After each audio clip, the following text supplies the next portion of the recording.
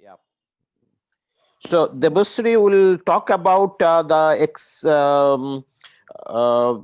exceptional physics of multi-voil semimetals. Yeah, please go ahead.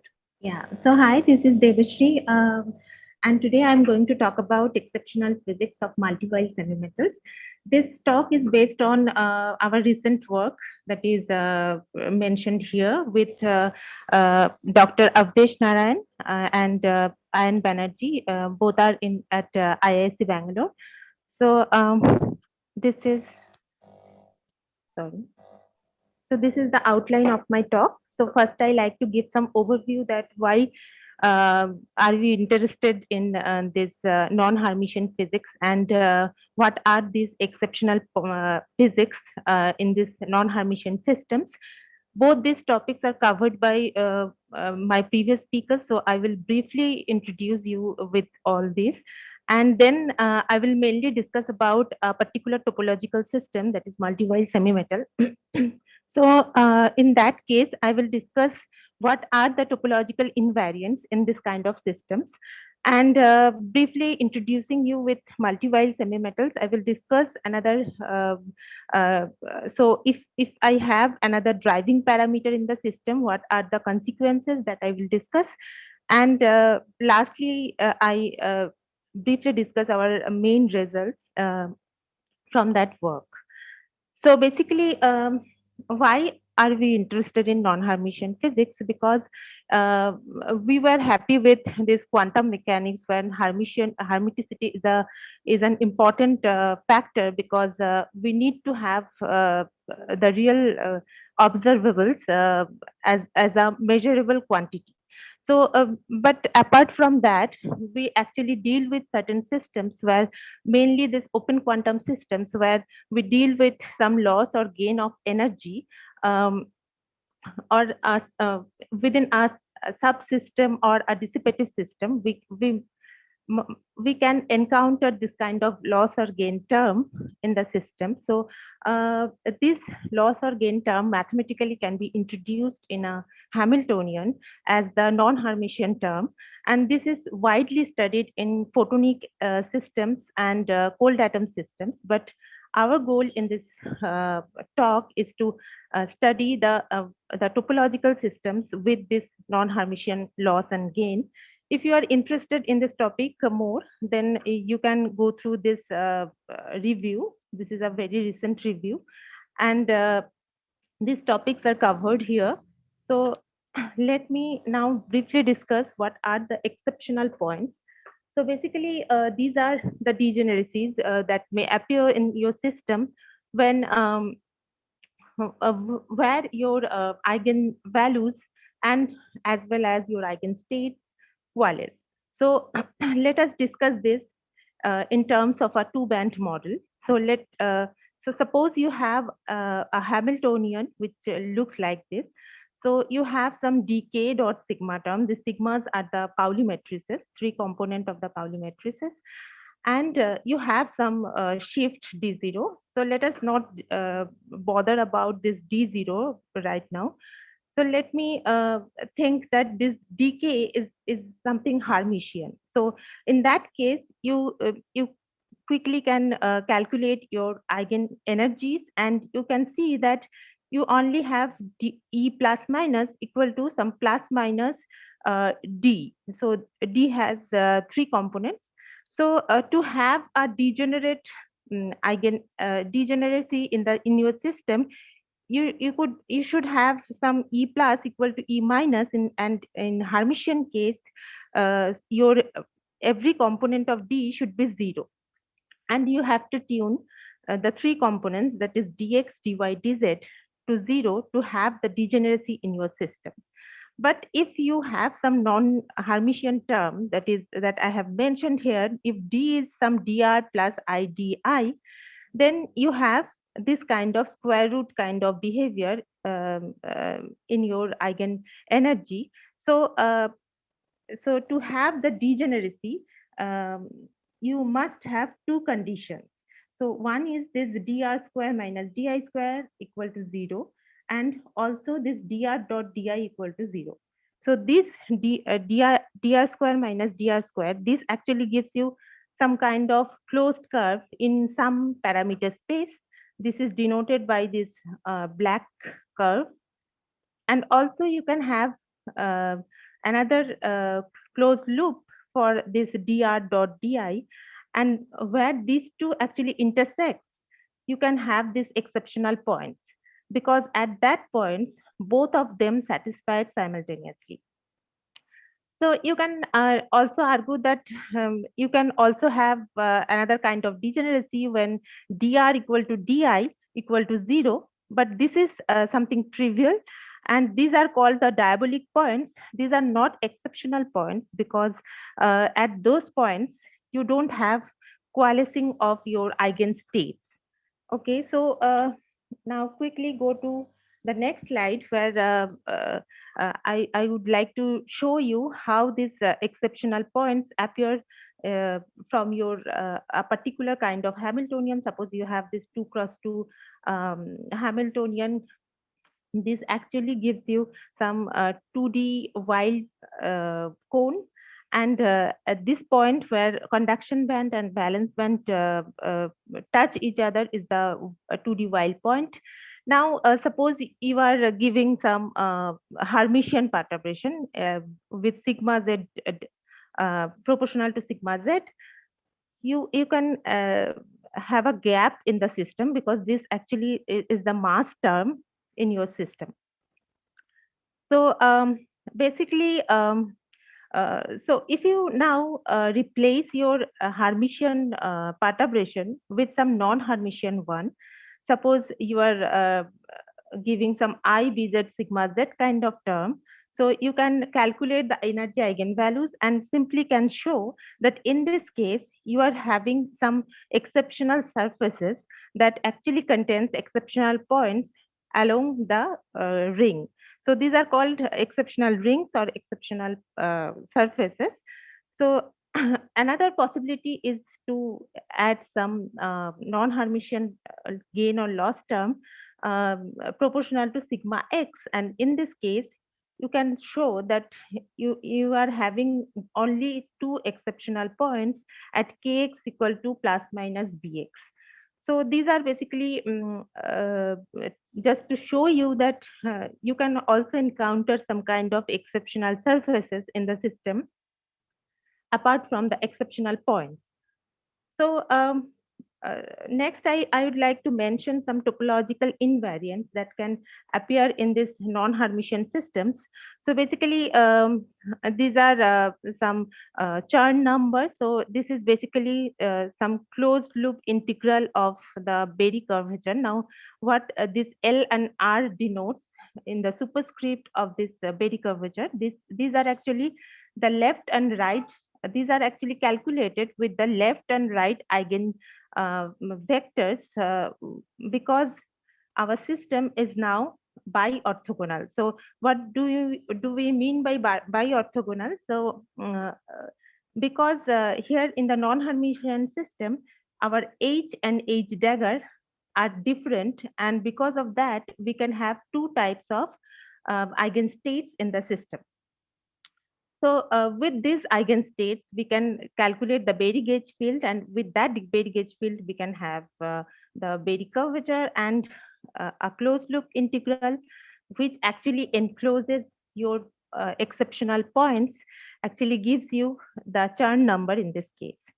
Another important and new topological invariant that actually is valid for non-Hermitian systems is the vorticity, and it's actually shows you you can actually calculate it with eigen energies, not eigen vectors.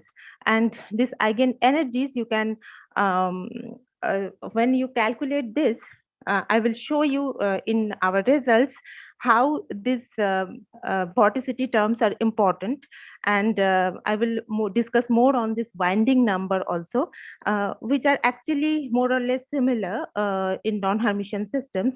So, and I will show you that this vorticity actually gives you some fractional values as well, which is different from Hermitian case. So our system is the multi-while semi-metals, and these multi-while semi-metals are different from the normal while semi-metals we encounter. In normal while semi-metals, you have some while cones. So, so as you can see here, we have uh, one while cone and a while point, which actually carries a monopole charge of +1 or a monopole charge of -1, and they appear together. So in multi-while case, you can construct or not construct, you can have a multi-while semi-metal in when you just merge uh, same charge while points together. So if you merge +1 and +1 together, you can have a +2 while point, and this is called the double while semi-metal. So this kind of material actually supports this kind of double while structure, and in this manner you can also have triple while or quadratic while semi-metals as well. So this is our system, and for this system, when gain or loss term is present, we can write the Hamiltonian in this form, where this Q plus minus and sigma plus minus are written here, and this zeta is the gain parameter. So in this system, we have this square root kind of behavior, which is the very important for this non-Hermitian case. Um, but we are not happy with this thing. We would like to add something else in the system. So this is some kind of driving. So so we add some periodic driving in the system. So we add some high frequency optical field on the system, and one can show that upon having illuminated by this high frequency optical field, one can have an effective Hamiltonian in this form, where V plus minus are basically time averaged of this time dependent part of the Hamiltonian. So one can definitely ask whether this result is valid for a non-Hermitian case as well. But this is actually shown in this paper, that up to first order in 1 by omega, we can definitely use this formula, which is exactly similar for the Hermitian case. But when we add 1 by omega squared term, there are actually some corrections actually one can include. So, let me discuss the results with double while semi-metal, and with loss and gain and this driving term. So when we have this effective Hamiltonian, we write some delta term, which is proportional to some Qx or Qy. And this delta actually contains this light amplitude and frequency. So with this term, one can show that in the energy eigenvalues, that this Qx and Qy lost its rotational symmetry because of this delta term. Because if you change Qx by Qy, you get something different. So because of this rotational symmetry breaking, one can have this kind of band structure. So when we have zero light intensity or light amplitude, we are getting only one exceptional contour. And when we increase the light amplitude, we can have more exceptional contours. And this is something very important and very striking result, because we are having some exceptional contour from the parent contour. We are giving birth to some new exceptional contour because of the application of light. So this is very important and very new result in this field. So this is for the triple while case, and I am not discussing here this. And what are the position of this exceptional points that one may calculate by putting E equal to 0, because these are the points where exceptional points appear. So with this, one can calculate the exact location of this exceptional points, and these actually depends on both the parameters. One is delta, which contains this driving parameters, and this zeta, which is basically this gain or loss term. So, so with this positions of the exceptional points, one can actually tune this delta and zeta to have different composition of the exceptional points. By composition, we mean that you can definitely merge one exceptional point with another, and with this, you can have some real values of exceptional points and some imaginary values of exceptional points, and these imaginary exceptional points are not considered. So basically, from this, one can describe uh, the topological invariant, that is vorticity. So what is that?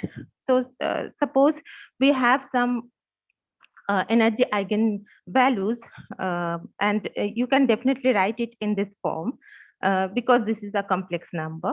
So as we have some square root of this value, we can have I theta L by 2. And when you have a contour, closed contour from 0 to 2 pi, your eigenstates and eigenvalues actually swap each other. So this swapping you can see here. When you enclose only one exceptional point, you can see in the figure F, we can only have one swapping of the eigen energies. But if you include two exceptional points, which is done here, you can have two cuts or two swapping of eigen energies.